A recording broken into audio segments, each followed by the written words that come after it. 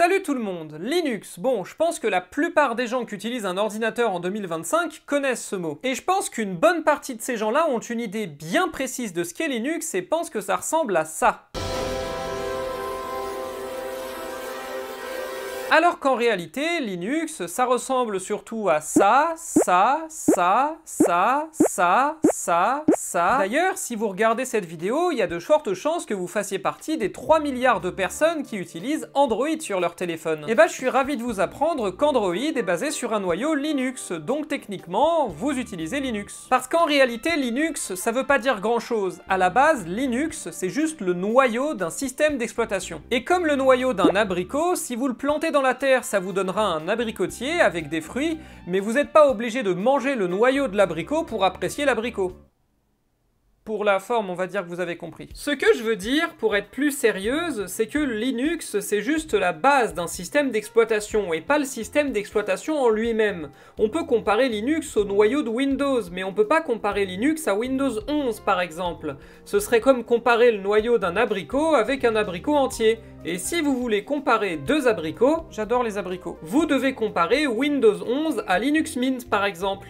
Les deux sont des systèmes d'exploitation avec un bureau, des logiciels, etc. Mais là où Windows 10 utilise un noyau Windows, Linux Mint utilise un noyau Linux.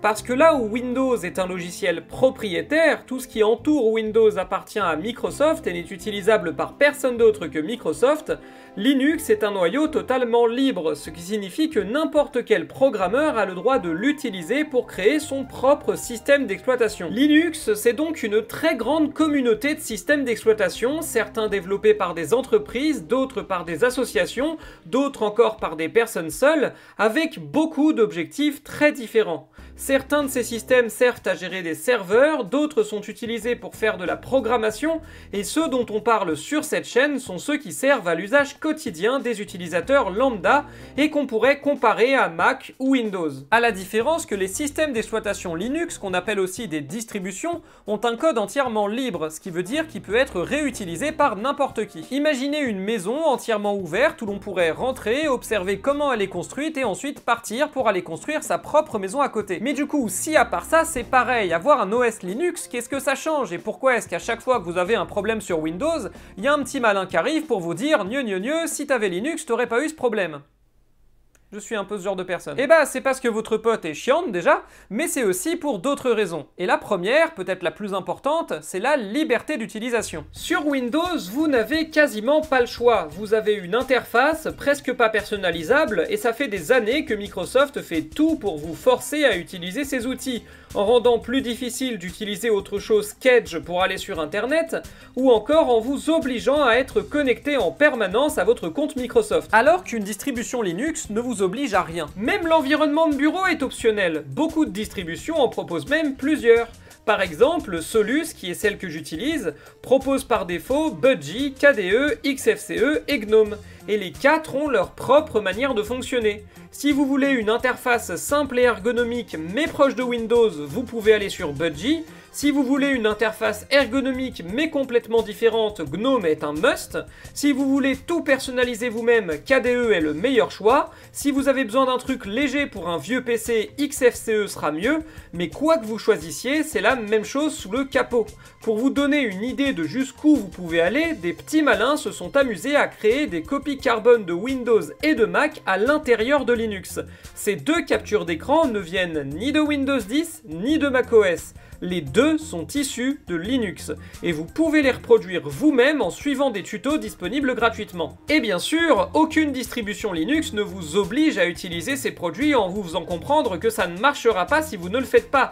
Par exemple, il est impossible de démarrer son expérience sous Windows sans créer un compte Microsoft. A l'inverse, vous n'avez aucune obligation de créer un compte pour vous servir d'une distribution Linux. Une fois l'OS installé ou l'ordinateur allumé, si vous avez directement acheté un ordinateur avec Linux dedans, et ben il fonctionne et rien ne vous est inaccessible. Et ça, c'est une super transition pour parler des applications. Si vous utilisez Windows, quand vous voulez télécharger un logiciel, vous avez l'habitude d'aller sur le site officiel du logiciel, de télécharger un fichier .exe, de l'ouvrir, de suivre les étapes de l'installateur, de faire attention à ce qu'il vous installe pas un programme de merde que vous n'avez pas demandé en même temps, et ensuite, c'est parti, vous pouvez l'utiliser. l'utiliser, en espérant ne pas avoir chopé un virus informatique au passage. Il existe bien un magasin d'applications Windows, le Microsoft Store, mais... J'ai rencontré une fois quelqu'un qui s'en était déjà servi. C'était un dimanche. Alors que sur une distribution Linux, déjà pour choper un virus informatique, faut vraiment vous lever très tôt, mais en plus, vous pouvez télécharger tous vos logiciels depuis cette merveille technologique appelée l'App Store. Exactement de la même manière que sur smartphone, toutes les distributions Linux grand public possèdent un magasin d'applications où vous pouvez quasiment tout trouver, et tout comme sur votre smartphone, il vous suffit de cliquer sur Installer, et c'est bon. Et d'ailleurs, ça va nous permettre d'aborder le défaut de Linux qu'il faut bien reconnaître, le manque de compatibilité matérielle et logicielle. Certes, des dizaines de millions de personnes utilisent Linux, mais ce score ne pèse pas bien lourd face aux milliards d'utilisateurs de Windows et même de Mac. Donc forcément, plein d'entreprises ne prennent pas la peine de rendre leur logiciel ou leur pilote compatible avec Linux. Par exemple, la suite Adobe, donc tout ce qui regroupe Adobe Premiere, Adobe After Effects ou encore Adobe Photoshop, n'est à l'heure actuelle pas disponible sur Linux. Et la contre-attaque de Linux par rapport à ça, c'est que quasiment tous les logiciels possèdent leur alternative libre dispo sur Linux. Bref, à moins d'avoir une utilisation poussée ou spécifique des logiciels propriétaires de votre ordinateur, auquel cas je comprendrais que vous puissiez pas forcément faire le shift, vous n'aurez pas de grandes difficultés à remplacer Photoshop par GIMP ou encore Premiere par Kdenlive. Et contrairement aux versions d'Adobe, ces logiciels-là sont totalement gratuits. Et par ailleurs, en ce qui concerne les jeux vidéo, la quasi-totalité des jeux PC ou Windows sont compatibles avec Linux, en bonne partie grâce à la société Valve derrière le magasin Steam, qui a énormément investi dans Linux au point de créer sa propre console de jeux Linux, faite pour jouer à des jeux PC, le Steam Deck. La seule exception, c'est certains jeux en ligne dont le logiciel anti-triche, souvent très intrusif, n'est pas compatible. C'est notamment le cas des jeux Riot Games comme Valorant et League of Legends. Ce qui nous amène à l'un des principaux freins pour toute personne intéressée par Linux, résoudre les problèmes. Évidemment, sur Linux, vous allez rencontrer des problèmes, de la même manière qu'on en rencontre sur Mac et sur Windows. À la différence que sur Mac et Windows, les problèmes se règlent le plus souvent en allant farfouiller dans les centaines de paramètres de l'interface graphique. Sur Linux, il arrive que les problèmes puissent se régler différemment. Laissez-moi vous présenter l'objet du crime, le terminal. Alors déjà, on va casser un mythe, le terminal n'est pas spécifique à Linux, vous pouvez totalement l'utiliser sur Windows aussi. Utiliser le terminal, c'est un peu comme ouvrir le capot d'une voiture pour resserrer un boulon à l'intérieur, et c'est vrai que sur Linux, une bonne partie des problèmes ont comme résolution, ouvrez le terminal, puis... Mais contrairement à ce que vous êtes en train de penser, vous avez absolument pas besoin de mémoriser des lignes de code en mode... ingénieur informaticien pour utiliser le terminal. En réalité, l'utilisation du terminal pour un utilisateur lambda, elle se résume à ça.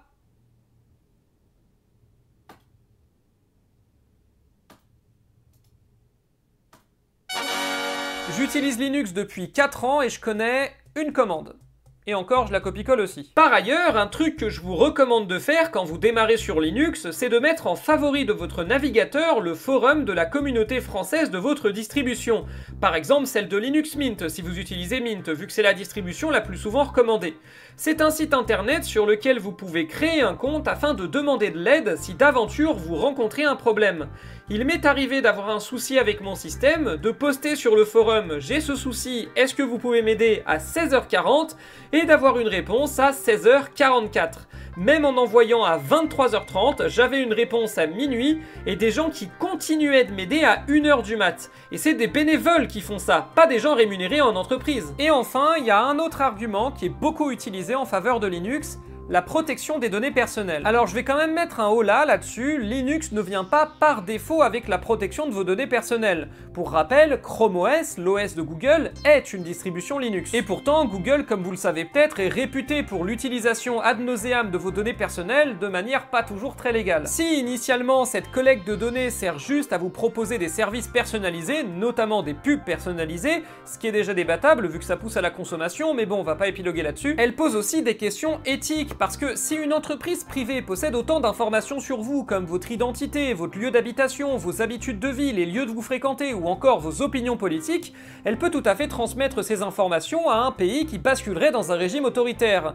Et me dites pas que c'est pas encore arrivé, c'est déjà ce qui se passe en Chine. La très large majorité des distributions Linux sont respectueuses de vos données personnelles. C'est logique, elles sont bien souvent développées par ou avec l'appui d'une communauté de bénévoles, et leur code est entièrement libre, ce qui signifie que n'importe qui peut voir tout ce qu'il y a dedans. Et la communauté est très tatillonne sur le sujet des données. Le simple fait de collecter de la télémétrie anonyme est généralement accueilli avec beaucoup de suspicion. Et du coup maintenant, la question qui se pose, c'est comment est-ce qu'on obtient Linux? Eh ben il existe deux possibilités. La première, c'est tout simplement d'acheter un ordinateur avec Linux tout près dedans. Même si, hormis Chrome OS, vous trouverez rarement du Linux dans les magasins généralistes. Et en vrai, même dans les magasins spécialisés, c'est pas toujours possible. En revanche, sur internet, c'est extrêmement simple de passer commande d'un ordinateur Linux depuis un site spécialisé, comme le Linux Shop, un site français qui propose des ordinateurs portables et fixes embarquant Linux Mint avec des prix qui démarrent à 300 €. Et la seconde possibilité, c'est d'installer Linux soit à côté de Windows, soit en remplacement de Windows sur son ordinateur actuel. Pour ça, je vous recommande l'excellente vidéo de Texama sur le sujet, une vidéo qui vous explique tout de manière ultra simple et synthétique.